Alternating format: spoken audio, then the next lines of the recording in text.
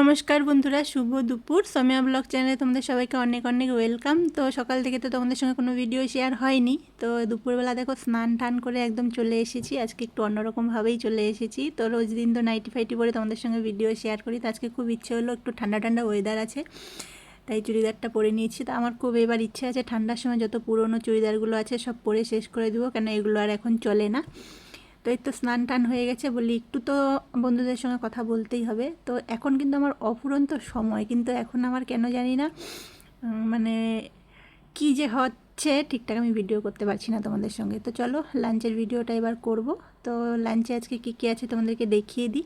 তো আজকে এই বরমশাই বাড়িতে নেই, আমাকে একাই ভিডিওটা করতে হবে। তো মাছের ঝাল করে নিয়েছি, মাছটা আজকেই সমাপ্তি করলাম, কেন কালকে তো থাকবো না, কালকেই চলে যাব দুপুরে খাওয়া দাওয়া করে। তো কালকে আর মাছ খাবো না, তাই আজকে করে নিয়েছি। এটা কচু দিয়ে, গাঠি কচু দিয়ে পুঁই শাক দিয়ে একটা ঘন্টর মতন করে নিয়েছি। আমার বরের খুব প্রিয়, খেতে খুব পছন্দ করে, তো ওই আজকে বাড়িতে ভাত খাবে না, কি করব আর। এটা পটল ভাজা, আলু ভাজা। তো দুপুরের লাঞ্চে তো এটাই থাকবে। তো লাঞ্চের ভিডিওগুলো তোমরা সবাই দেখো বন্ধুরা, এখন তো আর রোজ লাঞ্চের ভিডিও ছাড়তে পারি না, মাঝে মধ্যেই ছাড়ি। তো চলো এবার তো এই তো লাঞ্চের ভিডিওটা সাজিয়ে নিজে একটু খেয়ে নিব।